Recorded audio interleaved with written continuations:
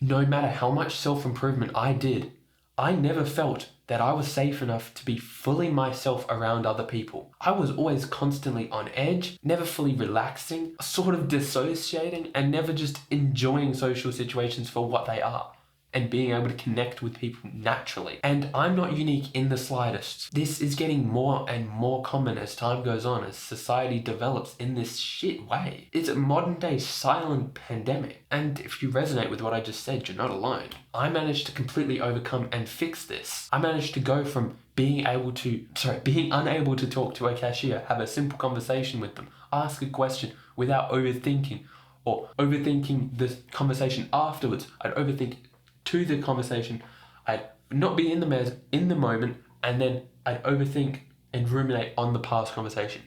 I'd have a 20-second conversation, but I'd live it like fucking hours, and I'd never be able to enjoy myself. Whilst now, a few weeks ago, I was able to go up to this attractive woman. I went to the beach. I saw this attractive woman sitting by herself, and I just went up, effortlessly talked to her. We had like a 30-40 minute conversation, and it was lovely. And the thoughts about it after were all pleasant. It wasn't like, if I should have said that, I shouldn't have done that. I looked like such an idiot. Why did I do that? Why did I say that? No.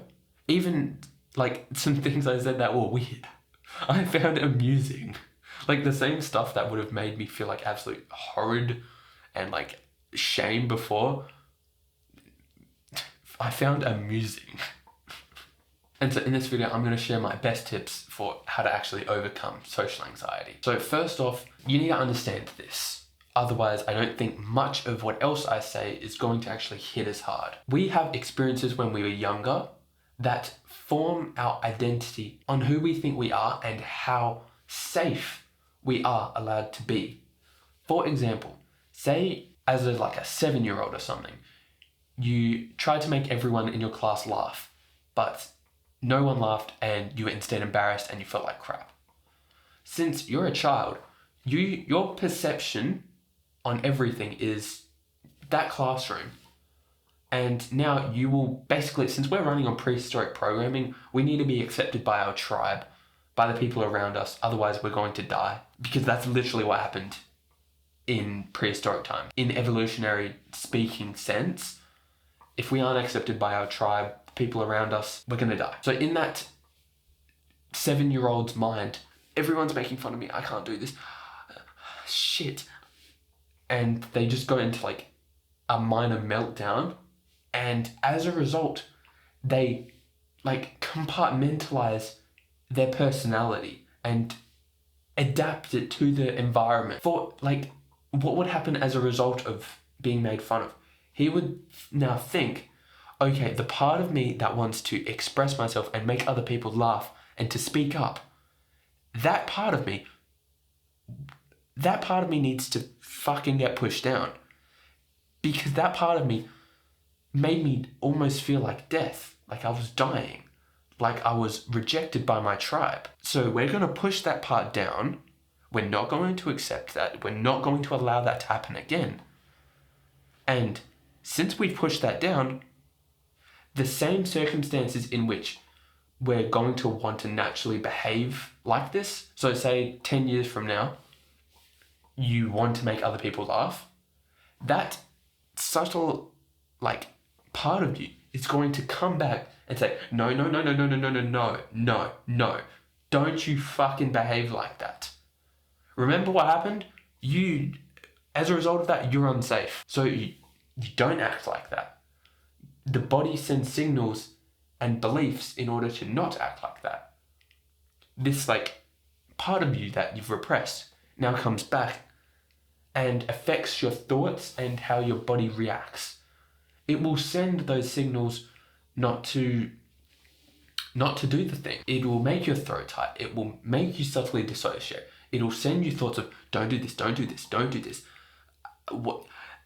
And you'll have all of those materializations because you have that part pushed down and you have that belief that if I act a certain way, I'm going to get rejected. Whilst it sort of may have served you as a 7-year-old, as a 17, as a 27-year-old, running the same loops unconsciously, this is what partly leads to social anxiety and a host of other problems. So finding out what unconscious loops are being ran underneath, that is like step one. This is also vaguely called shadow work. Well, not vaguely. Like what I'm referring to is shadow work. It's accepting all parts of yourself, bringing them to the light, and accepting that these parts are allowed to exist. You have parts of yourself right now that you demonize, that you won't allow to come out, and when you allow them to exist, like you probably think this isn't tangible, this isn't like real, but this is as real as what you're looking on right now, the phone, the technology that you're looking on. This is just as tangible, just as real. It affects you just as much. Just because you can't see it doesn't mean it isn't affecting you or running your life. Now that you've understood that, probably I'd say the next step is to do radical self-acceptance, which is partly to do with step one. But you need to accept all parts of yourself and love all parts of yourself equally. Even if it doesn't serve you, even if you don't like it, you have to bring them up and accept them. Again, it doesn't sound tangible, it doesn't sound like it makes much sense. But if you delve into your mind, if you become introspective, if you think, if you begin to question why you're acting like how you're acting in certain situations, why does this thought come up at all? What do I believe about myself? What parts are being protected right now? Because again, most of it is just a defense mechanism in order to protect you. It's protecting that 7-year-old self of you, of yourself. And a massive problem that social anxiety, I guess, either brings on or is as a result of is extremely low self-esteem and self-loathing. You need to get this into control because this will help everything. Spending time, like consciously putting positive thoughts into your mind of yourself, like going, like as you brush your teeth, say to yourself, I like myself. Say it with passion for 5 minutes before you brush your teeth. Do that every day for 60 days, and as a byproduct of that, your thoughts will become more positive. You will have more confidence in yourself. You will like yourself more. You will be able to behave more freely because as a result, you don't need other people to like you because you already like yourself. Low self-esteem causes you to need other people in order to feel okay. But if you buck that and say, I like myself already, that shortchanges the loop from starting. It makes it harder to fire as hard. It lessens the emotion. So doing things like those affirmations in the mirror with emotion, grab some music that you like, that pumps you up, and say words of affirmation. You're going to feel weird. It's going to be like, I don't want to. It doesn't feel right in the body. Do it enough. It's going to become familiar. It's going to rewrite past beliefs. It's going to take time. It's going to take effort. But it's going to, like, once you change a few things, that helps one thing, and then as a result of that thing, it helps the other, and then like it helps another, and it helps another, and then it just like expands out, and everything becomes better as a result. Like a more tangible example of this is if you fix your sleep, physical aspects of your life gets easier. You get more energy. You get less brain fog. Work becomes easier. You get like as a result of fixing one thing, a host of other things becomes better. And that's what happens when you fix low self-esteem. When you consciously put into your mind that I like myself. I'm okay as I am. Fundamentally, if other people don't like me, I'm okay. I am okay. Visualizing and meditating on like you hugging yourself, hugging your younger self. This is genuinely what I did. Like, I meditated for a bit, just focusing on my breathing, focusing on my body. And then I would visualize my past selves and the current me hugging my past selves and feeling like love and accepting those parts. That fixes your self-esteem. That fixes the repressed parts of yourself. That might sound like I'm visualizing hugging my younger self. The fuck? Now, is this weird feeling stronger than completely changing your life in basically every facet? What do you think would happen to your life if you built stronger self-esteem, if you accepted all parts of yourself, if you weren't running on those prehistoric fucking old programming methods, if you felt fundamentally okay just existing as you are, if you genuinely didn't need other people to feel whole, because that is what the vast majority of society needs, to perpetuate more of their self-image, the way they see themselves, who they think they are. Most people need other people to play on that self-image. Imagine someone sees themselves as a good mother. They need this self-image to be perpetuated. And when in one case it doesn't, or in the other it does, for example, imagine receiving evidence that you're a bad mother. This intangible self-image is now being attacked, and you're going to feel like physical pain. This is another topic, the self-image. I don't think I explained this or introduced it very well, but this is partly it.